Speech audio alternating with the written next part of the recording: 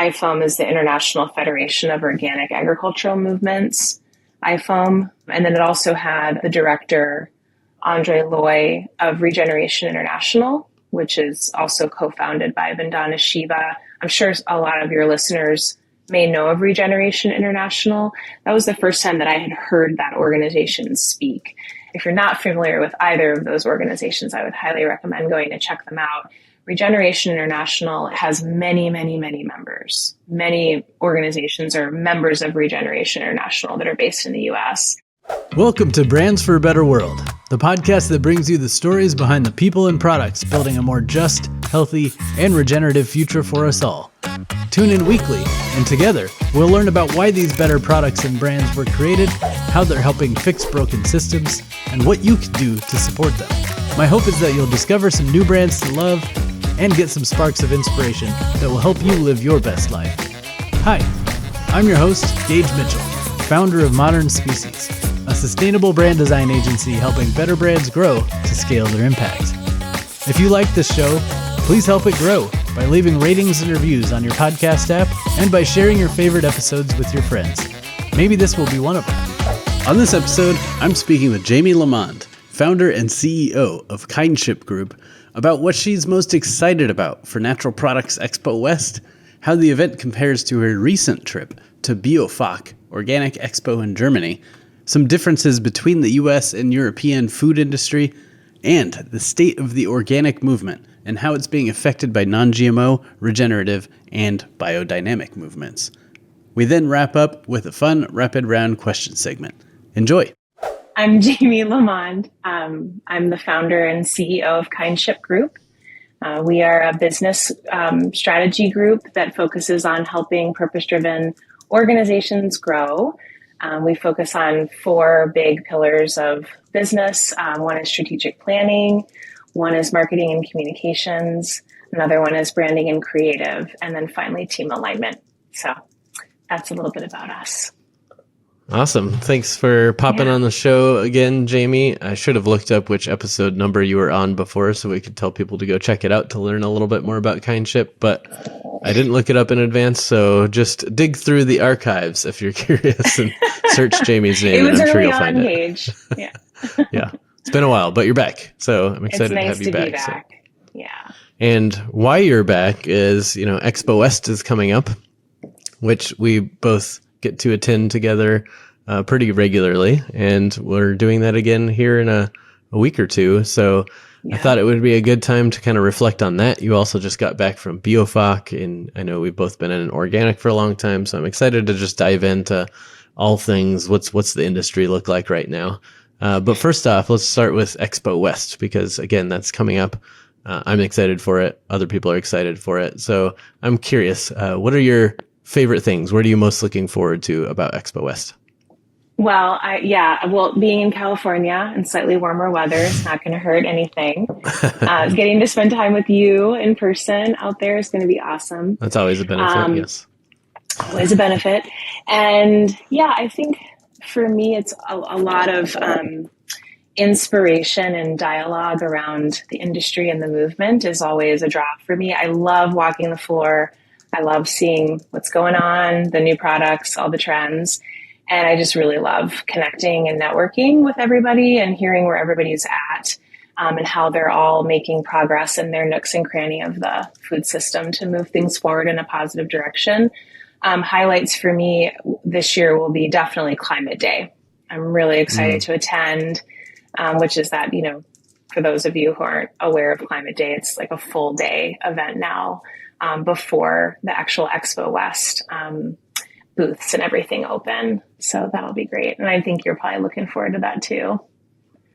Yeah, I'm curious, what are you most excited about Climate Day? Like, I know I like going to it partly because typically lots of my clients are there speaking or presenting or having booths or whatever. And it's a great opportunity, like the calm before the storm, so to speak, before the trade show floor is open. You can go and just kind of hang out in a more relaxed way.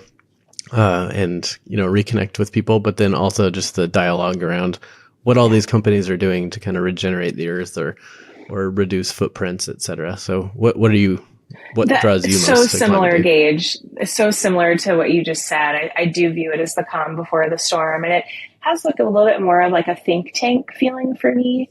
To be able to, yes, see clients, see old friends, make new friends, and just a really more focused space.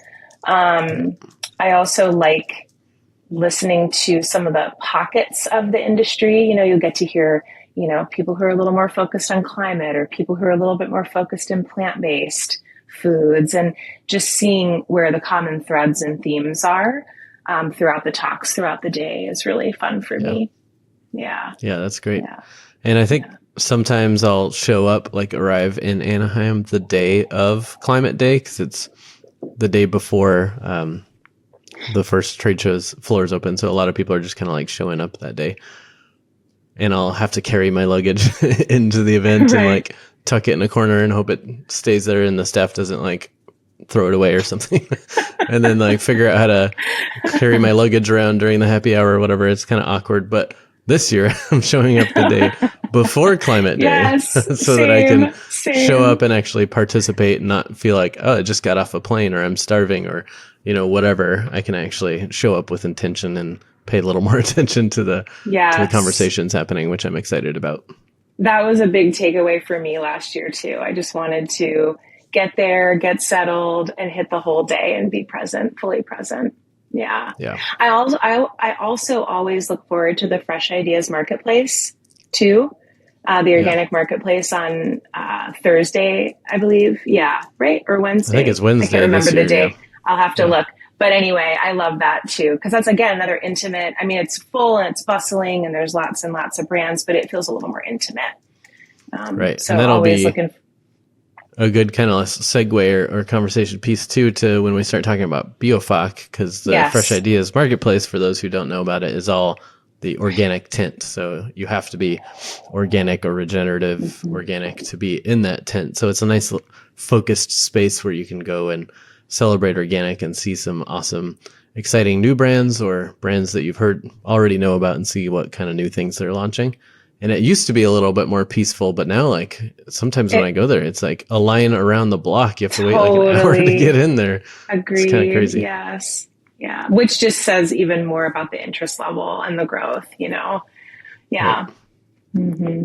Well, I'm excited. I think that you made some good notes there. Climate Day, Fresh Ideas, etc. I think a lot of that gets me excited because it's kind of like the start of the show, so you're full of energy, whereas some other things later in the week your shoes you're a bit have exhausted. Not hurt your feet yet.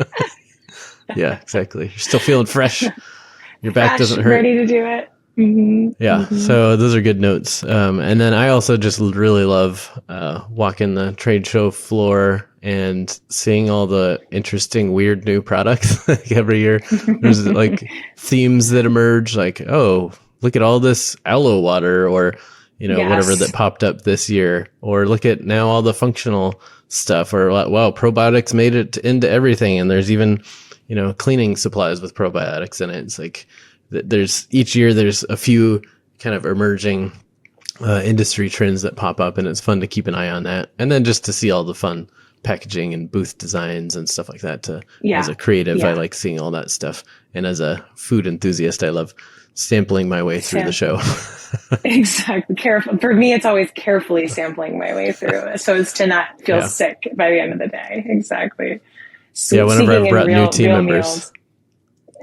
new team members, that's always my caution to them is, I know you might like chocolate or, whatever, but don't just sit here and eat chocolate all day. You're going to feel like crap. Like I say, balance it, like it's like putting a actual meal together. You got to go get your kimchi sample over there, and then you got to get your granola sample here, and then you get your whatever, you got to kind of balance the meal and not just eat too much of one junk food thing. Totally. Good words of wisdom for the newbies. Yeah, well, speaking of words of wisdom, that's a good segue. So what tips do you have for everyone that's getting ready to head to Expo, whether they're an exhibitor or kind of an attendee?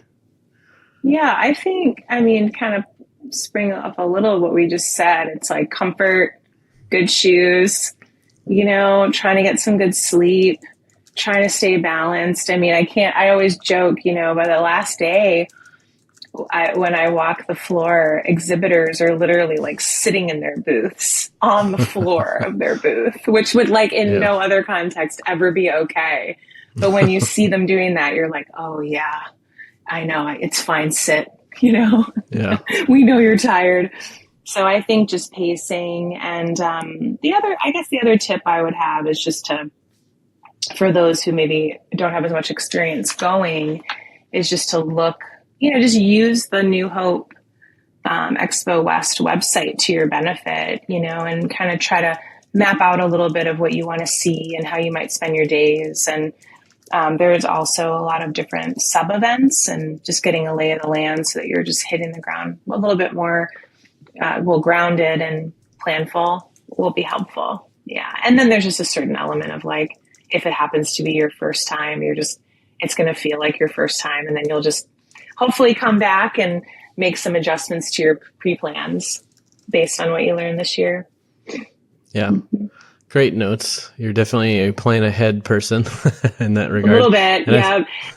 Yeah. I'm definitely a roadmap person. It's like, I like having roadmaps, and then that way I can veer off of them and feel okay to have my roadmap. Yeah, that makes sense.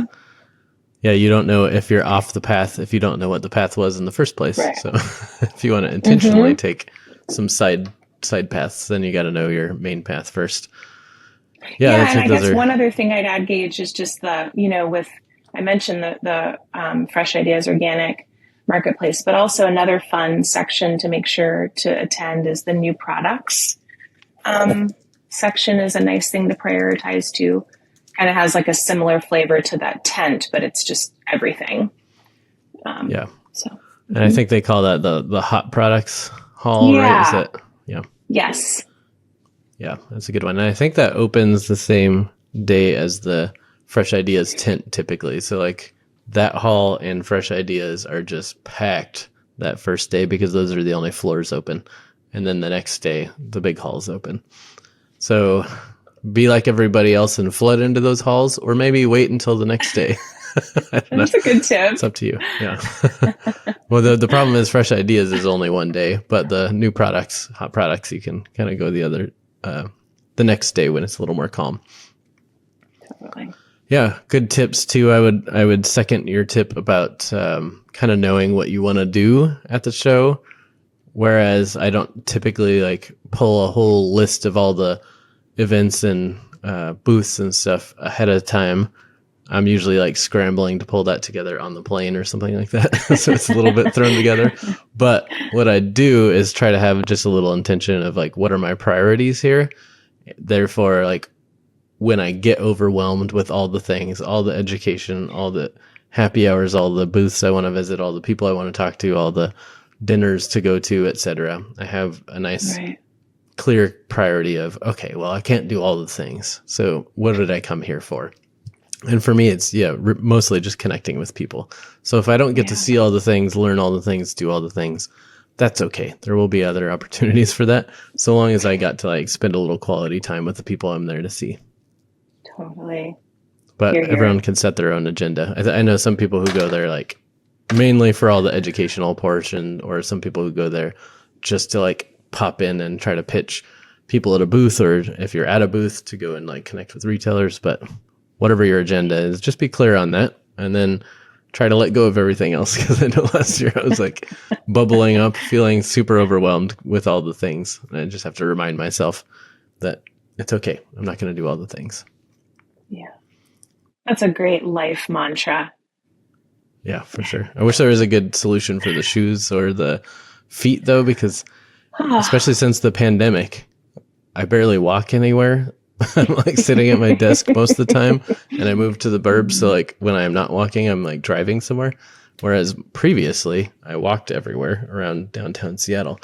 So now my feet just aren't ready for it. So I'm going to be like, tell me about it. I'm going to be sore ahead of time. I need like a training program next week or something. Just go on like 5-mile walks every day just to get my feet warmed up. I fear that I walked so much when I was at BIOFACH around town, around the event. And I'd like to say that was a great warm up for Expo West, but I don't know. I still don't think my feet are ready. I've healed from my BIOFACH blisters, and I feel like I'm just primed to get Expo West blisters now. That makes sense. Well, that's another good segue. You're the master of segues today. So BIOFACH, so that's another thing I want to talk about. We're just diving into Expo West, but for those who don't know, BIOFACH is sort of like the Expo West of Europe or Germany. I'm not sure if there's others, but I do know a lot of clients and friends are always talking about BIOFACH, so that's the one I've heard of. So you just went for the first time. So let's break that down for anyone who hasn't had a chance to go. So first off, like for those, I think many people who listen to this podcast, at least on the industry side, know what Expo West is and have been. So comparatively speaking, like if Expo West is your context, how would you describe BIOFACH? BIOFACH. Yeah. Well, I was very excited to get to finally attend BIOFACH this year. After, being in the organic, industry movement for my whole career, it felt really exciting to get to travel there and have this experience. And, for a little context, BIOFACH has been going since 1990, and it is, the world's leading, organic focused trade fair. So it is international. It happens in Germany in a town called Nuremberg.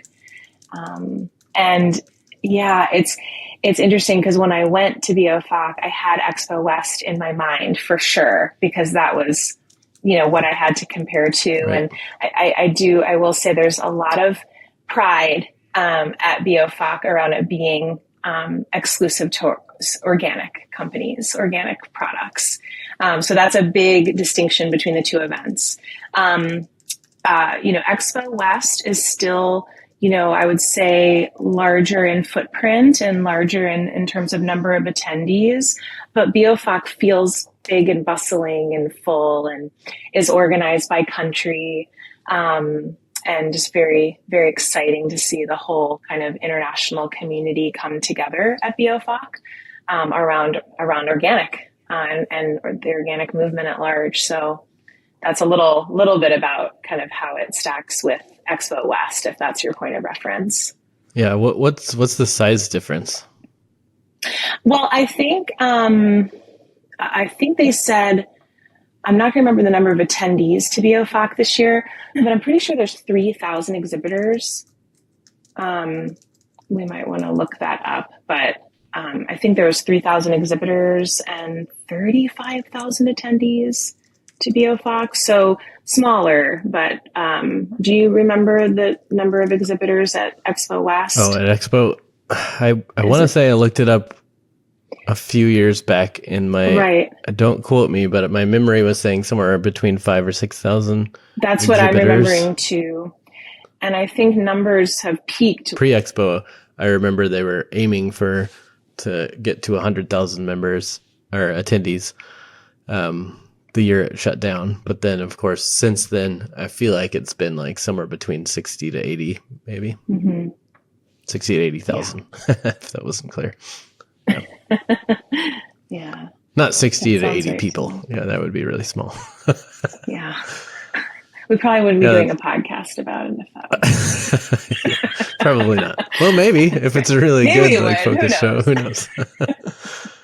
Yeah, that's cool that they're exclusive organic though. And I don't know, you can tell me it's been a little bit since I've been over in Europe to have conversations about this, but the last time I spent significant time over in Europe, which was a while ago, but we were, kept talking about organic food or, the US kind of food movements, et cetera. And a lot of my European new friends would just kind of laugh at us and be like, oh, you silly Americans. Like, organic is just food. Like, organic is just default.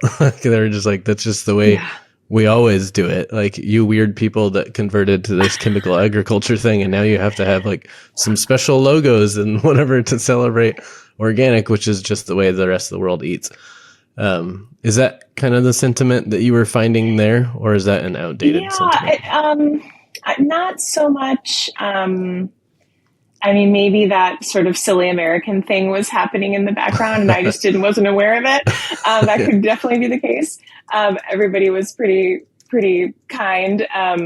But, at BIOFACH, there is, the Congress is happening the whole show, which is like an educational track. So Okay. through that, there's just a lot of conversation, just different topics, everything from, reporting in on global research statistics on the growth of organic agriculture acres and all kinds, and assessments on how organic is growing globally, by country and where the growth is being seen. So conversations like that, all the way to what I personally take a lot of interest in, which is the direction of the organic movement as it relates to the regenerative movement, as it relates to the agroecology science and activities and movement happening globally too. So that to me was very stimulating and kind of, a little bit more of a cohesive conversation around where we have our intersections and where we may not. Great. At this stage. Yeah. And we'll dive in a little bit into that in a moment, but I want to touch back on what you were saying about the kind of growth of organic acres.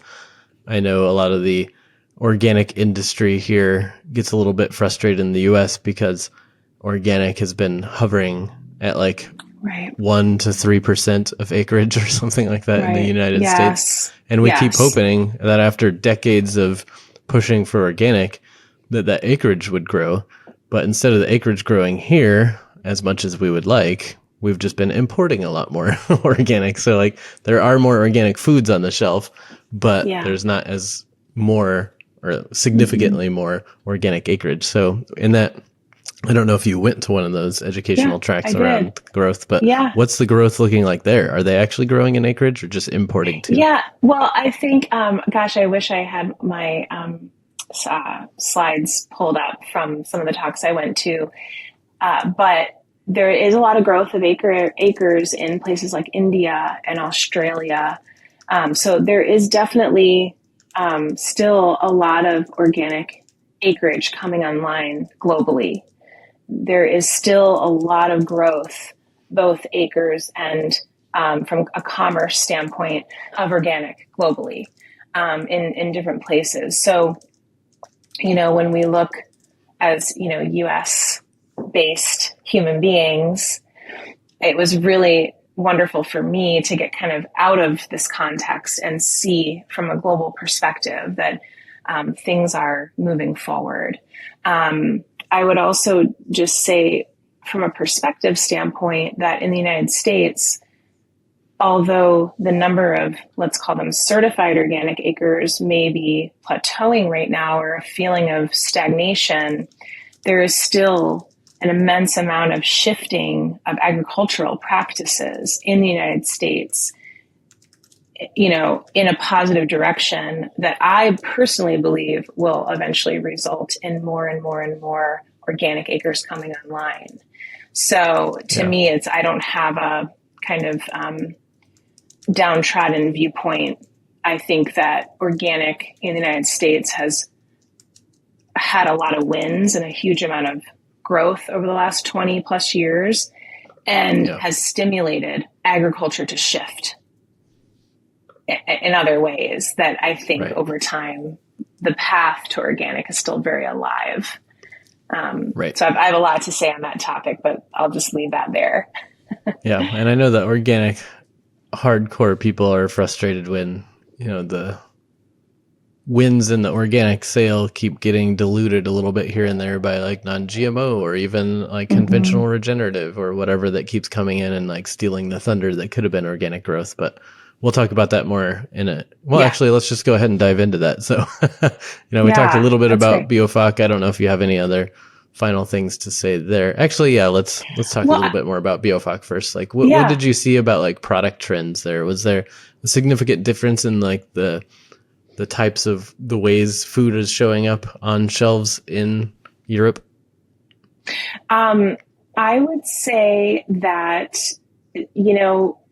it's very, my overall impression was that there was a lot of consistency with what you were seeing on the floor at BIOFACH and what you would see at Expo West, for example, there were a lot of ingredients. I would say there's probably more ingredients at BIOFACH, and much more olive oil, and other, sort of items like that, just with the presence of, countries that are focused in on certain items. So maybe, way more cheese, for example, and things of that nature. So, but yeah, I would say overall very similar.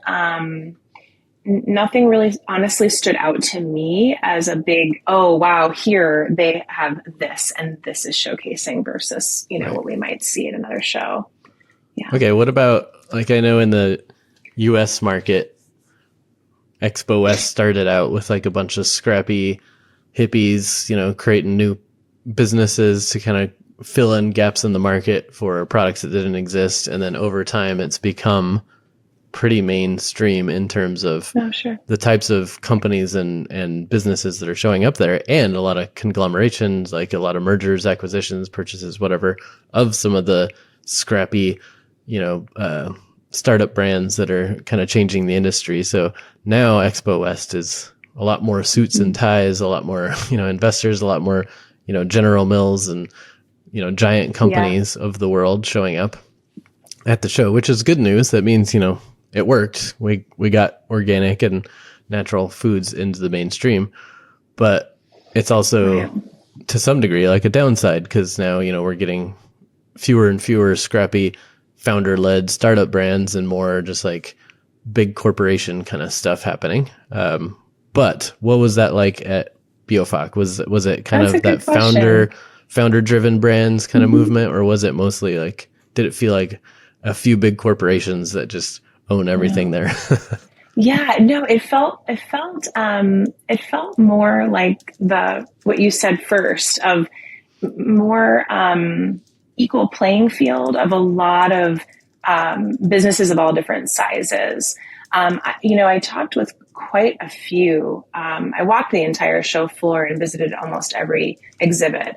A lot of my conversations were with the family-owned businesses, and small cooperatives, meaning when I say small, I mean like, a smaller group of farmers coming together. There's a lot of that, and a lot of emerging brands, a lot of brands that were more developed. So still very big diversity of, backgrounds, and it didn't, there's some, for sure, some bigger booths, like Natural Products has a very big area, BioLand, you've got some, bigger players, but they felt incredibly well balanced with everything else going on. And then, of course, too, it was organized by countries. And so there's just very large sections filled with, small to medium to larger companies within. Yeah. That's cool. Yeah. Yeah. So because we have some of those sections at things like Expo West, where there's the international section that's organized by country. Right. But the whole show there is kind of organized by country, as far as you could tell. Yeah. Yeah, exactly. Okay, interesting. Yeah.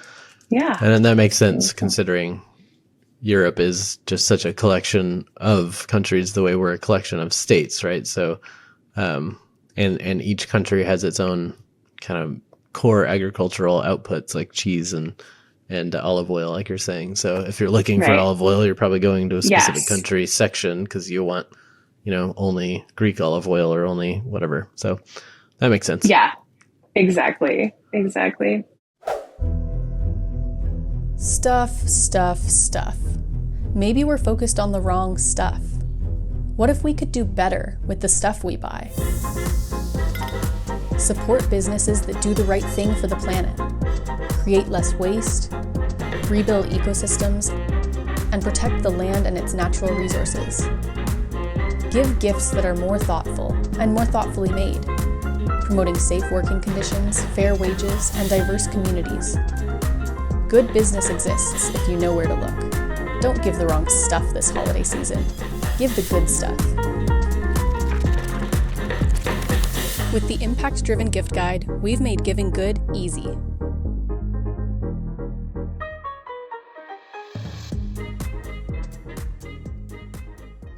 as a designer, I'd be remiss not asking, what did you feel like the differences were in like package design, branding, et cetera, out there? Because I know historically the U.S. is considered to be like a little bit bold and flashy and quirky, et cetera, in design in comparison to Europe, that's a little bit more clean, sophisticated, minimal, Yes. et cetera. So Yes. how did the design show up there today on shelf in this category?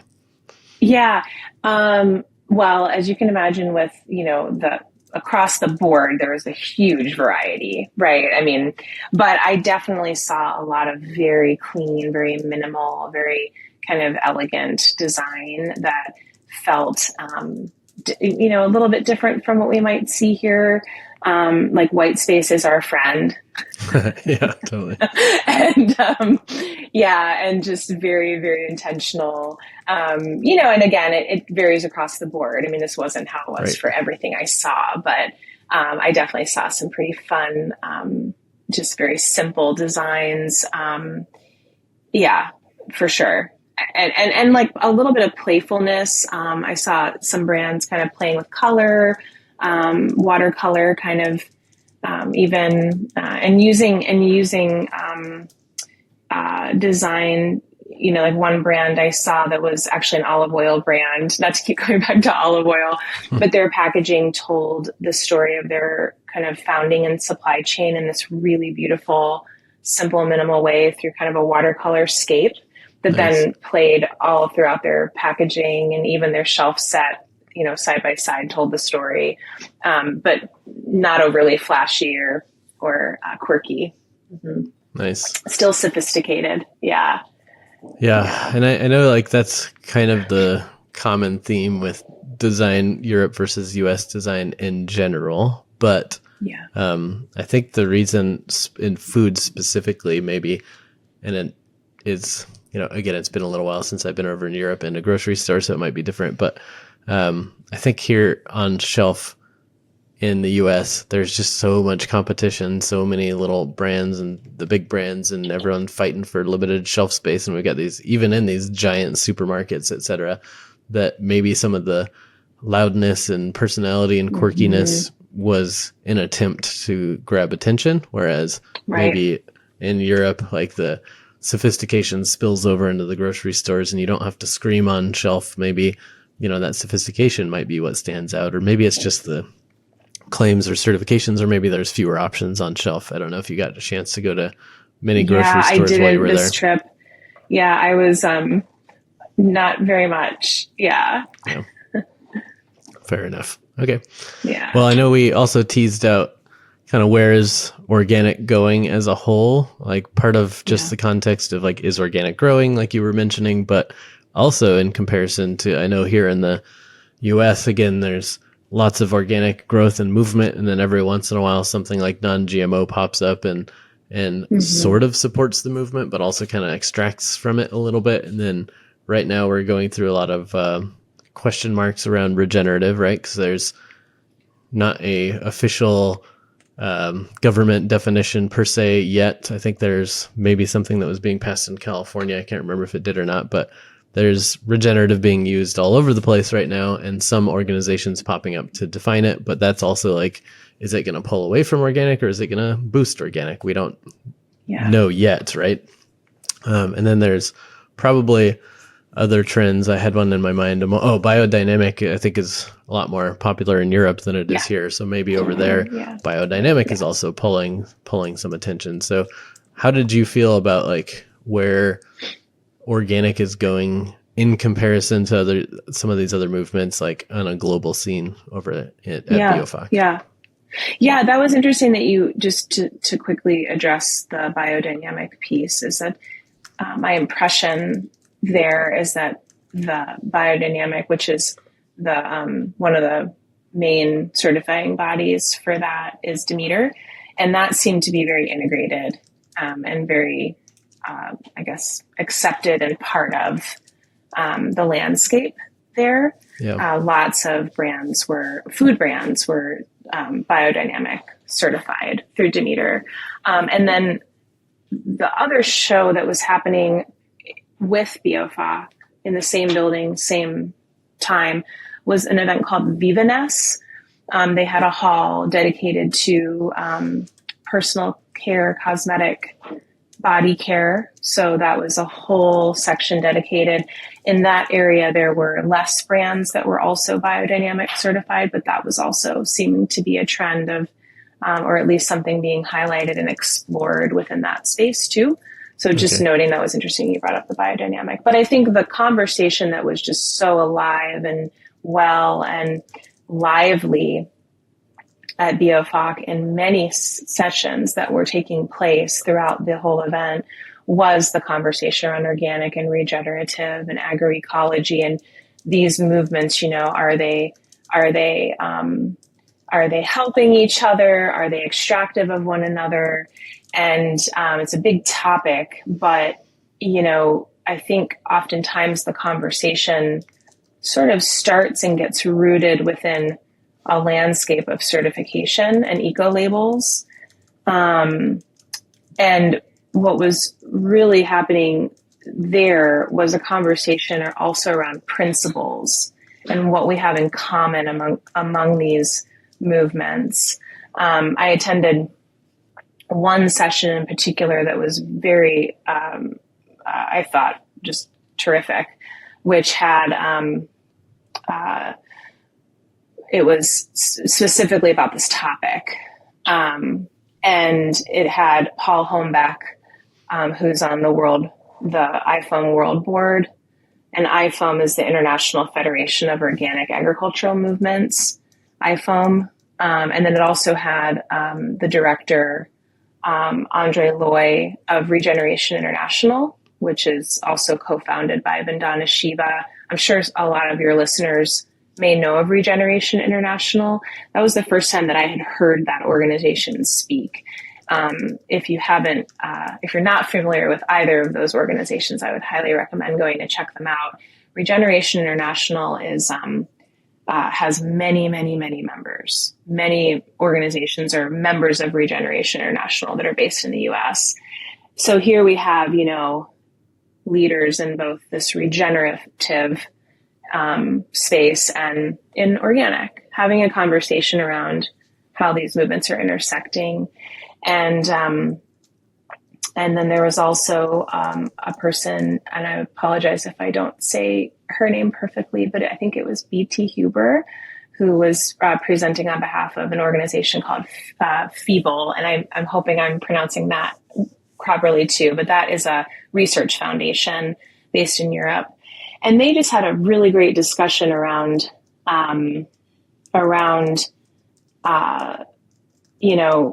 this tension, this dynamic tension that's happening between organic and regenerative. And to hear what they had to say was very inspiring for me. Paul Holmbeck from IFOAM really was saying, we're all one family, and Andre Loy was saying things like, he used the word enemy, but, the way I would, paraphrase it would be, our common effort is really to move away from industrial agriculture, like not fight each other. Right. Right. And then, there was a lot of conversation just in that panel around the certification. Cause I think that a lot of us, myself included, of course, get concerned around the proliferation of eco labels. I mean, that is definitely, if there's any trend, the trend is to have a lot of eco labels. Yeah. And so when we think about organic or regenerative in terms of commerce, and then we think about definitions and regulations and certifications and eco labels and the proliferation thereof, then the natural conversation is, well, isn't this just going to cause confusion? And isn't this going to inhibit growth? And I very much appreciate that conversation and I'm part of that dialogue. And what was inspiring for me was to also broaden and create space for the commonalities that we also have. I found it very interesting that Regeneration International and IFOAM both share in the same organic principles. Interesting. The Regeneration International also has had a definition of regenerative for a very long time. And in essence, it's not degenerative, which is very broad. But I love Shocker. that, right? It's like, yeah, there we go, done. So I think, I left feeling just very, strongly about the need for diversity and the need for all these voices to be at the table. And that through having so many different conversations and desires for certifications and all of that stuff, that, really we're here to hold each other accountable to continuous improvement. We're never going to have one label that's going to do it all. But what are these labels doing? Okay, we have USDA organic. We need to keep putting effort and improvement there, continuous improvement. And in the meantime, we have the Real Organic Project coming in and saying, hey, we're seeing some things here that we can improve. We have Regenerative Organic Certified coming in and saying, hey, here's another way that we can be looking at this and coming together. So I'm starting to really challenge myself to shift my paradigm a bit to, okay, there's a place for all of this, and it's all in an effort to advance the movement. Another piece is just around regenerative. And I think a big concern that folks seem to have is, well, what is the definition? What is the regulation around it? And is there greenwashing? And I'm feeling that too. I have those same concerns. And I think that, where we have an opportunity to really unite between organic and regenerative and agroecology is really around the good actors, right? And I think if there's one thing that our movement is really good at, it's calling bullshit. Maybe so a little too good at it. And one of the things I wanted to share with you is I was thinking is like, okay, the bad actors, right? The greenwashers, the ones that we're all like, okay, yep, you're just kind of using our language now for your benefit, and it's not real, it's not authentic. I was just thinking, they're not like they're there, those bad actors, and they're going to get called out by us. But also, and even maybe more importantly, those bad actors are going to be held accountable, because if they don't change their farming practices and they don't change the way they're doing business, they're not going to sustain. Right. And there's not going to be a farm. And to me, that is the most exciting thing about the regenerative movement, is that it is a groundswell right now, because farming can't be done the way that it's been done anymore. It needs to change, and it needs to move forward. And that's what regenerative is ushering in. So I'm very passionate about this. And I just think that one of the people that I traveled with at BIOFACH just really, I think, said it beautifully, is that the regenerative movement is really an opportunity for organic to expand its story and really broaden and move forward in a really beautiful way that doesn't have to be greenwashy or lose the authenticity. That's beautiful. I mean, I think that's the ideal, is that regenerative enhances organic, not competes against it, right? But yes. That's the concern right now, is that it's just like non-GMO and other things that pop up. It's like, great, now it's just going to be a lesser version of organic or whatever that then takes attention away from organic, or is the easier option for corporations to jump on because we grow consumer demand around it, and it's cheaper than going full organic or full regenerative organic. And I can just say regenerative because I just do some cover crops or I don't till or something like that. And then, and then I think back to your comment around like the industry is good at calling out bad actors. That's super true. And I think great for the industry. Like we can hold each other accountable. Where it ends up being bad is that consumers aren't following all the details, all the news. They're not steeped in this. So a consumer that's like, I should buy organic, right? And then they see this article about like, organic's just a fraud and you should only blah, blah, blah, blah, XYZ, because of some of this industry fighting where it's like, well, organic's not always organic or this or that or whatever. That consumer is not going to spend hours, like 10,000 hours learning the nuance between the bad actors and the good actors. They're just going to now think organic is bullshit and move on. And I think I think the infighting is with the hope of continuous improvement in the industry, like you're saying, but then it hurts the movement in general, because then the word starts to mean nothing or mean something negative in consumers' eyes. And that's where we keep hurting ourselves. Yeah, I think that you just are hitting on really the crux of it. It's I think a root of concern is in the movement part of what we're doing. We have a lot of different perspectives and directions that we want to see things go that are then becoming certifications, icons, labels, words that are being used. And remember when the word natural was overused in greenwashing, and the word sustainable, and now regenerative, there's sort of this evolution, right, of a vision and a foundation of something, of anything that then gets structure around it. It's just like any good business, right? You have a passionate founder, foundation principles, core values, big long-term vision for something. And then, you create business structure around it. And that's, to me, where the regulation and the certifications and the labels really come in. And boy, have we done a good job of that globally. And as a result, yes, could we be creating consumer confusion? So as a person who's, particularly interested in storytelling and the power of the story, the real story behind, in my case, the food system, there's nothing that's ever going to beat knowing the real story behind your food as a consumer, as a citizen eater, label or no label, regardless of press, regardless of what's going on, what's being allowed, what's not, know the story behind your food. That's just the best, if you care, that's a way to care, is to dig into that. And then I think absolutely, when we have, we use the example of organic fraud, that's a big issue. Right now, the National Organic in the United States, the National Organic Program has a Fraud Prevention Act. And there are a lot of people right now, who attended BIOFACH, and people that we know who we're connected with, who are working really hard to implement fraud prevention.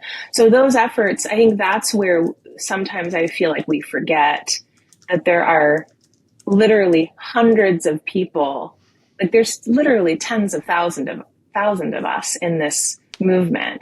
And there's always hundreds of people who are working almost on every single facet of things that we're concerned about.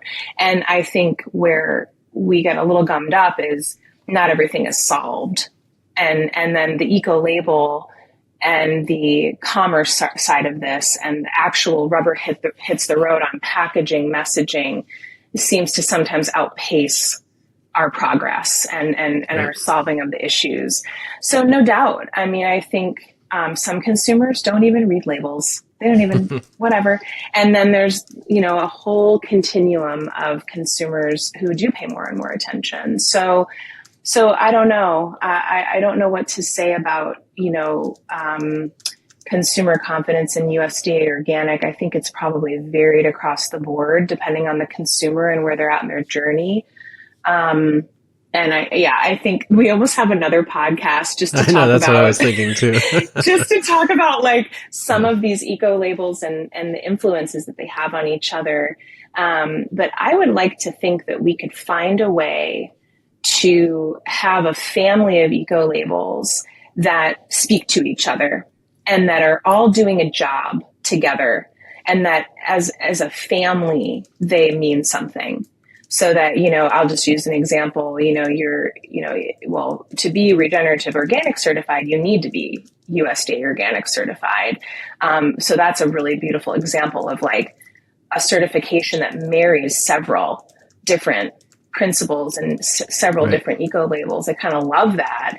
And then, you've got your non-GMO, and maybe we have our Real Organic Project or whatever other ones, gluten-free. I mean, there's also just the health and wellness aspect too that consumers are looking for. But is there a potential here for kind of a family or a set that isn't working in opposition of each other, but is actually working in a harmonious way to represent to the consumer, here's like where we're at right now, as we're also trying to make improvements over here.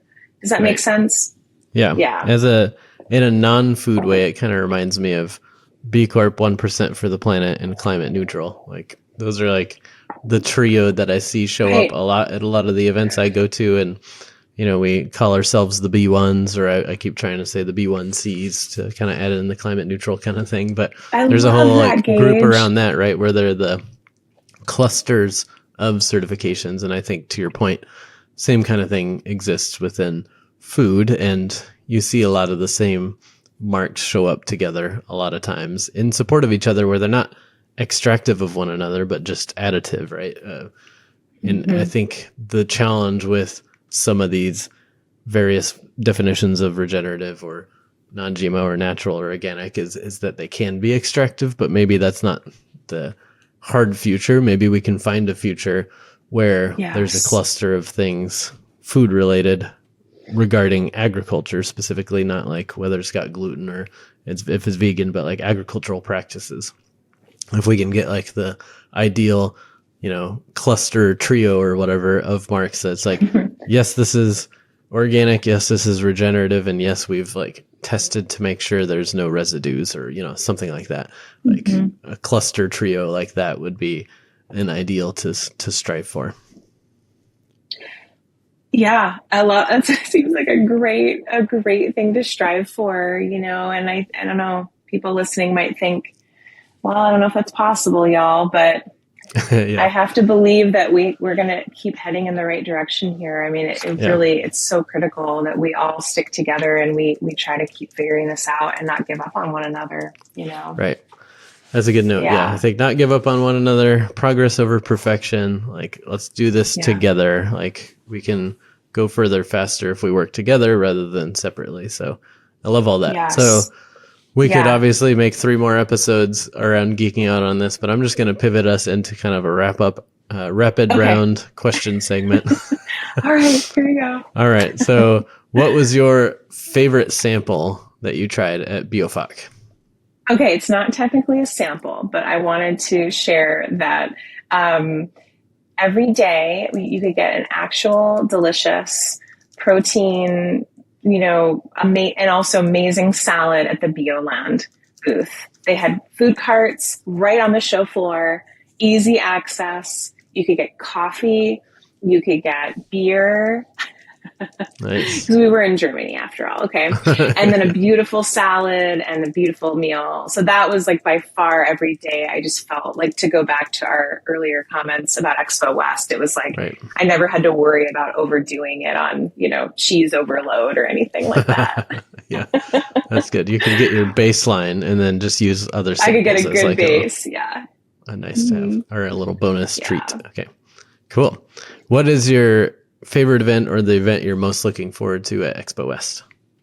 Besides Climate Day, we already answered that. You gotta. I know. My 2 favorite things I said to look out for my, Climate Day and the marketplace. I don't know what else. Those were kind of my 2 that I like both of those because again, they're a little bit more intimate and focused. So I'm going to stick with them. All right. I don't know if I have anything else. Stick with it then. Fair enough. Okay. I'm going to just throw this one at you. We didn't discuss it ahead of time, but what's your favorite new food brand? Is there something you've discovered recently that other people should know about? Oh my gosh. Okay. That's a really tough one. I know you hate favorites, so I'm just throwing it at you. Oh no. I don't even know. No, I don't have a favorite new food brand. All right. Well, how about we will find you one at Expo. That's the mission. We're going to go there. Okay. We're going to walk away, and Jamie's going to have a favorite new brand that she tells everyone about. A favorite. Okay. All right. So obviously, we talk a lot about just impact-driven business and leaders here. So I'm curious, who's an impact-driven leader you admire and why? You. What? That's cheating. No, it's not. I'm serious. I just was really thinking about that. And, there's only like, so many impact driven human beings that I admire. And I think this is a perfect opportunity to say, I really admire you. You do such a great job of being connective and kind and keeping an open mind, and just really appreciate the role that you play with just this podcast and everything that you're doing. You're always thinking beyond yourself and thinking about other people. So I admire that about you. Well, for everyone not watching the video version on YouTube, I'm blushing now, and I don't take compliments well, so that caught me off guard. But I'll just instead say thank you. I appreciate that. Yes, and right you're back welcome. at you. Yeah. Okay, so this podcast is called Brands for a Better World. So what does better for the world mean to you? Oh, yeah, that's a big one.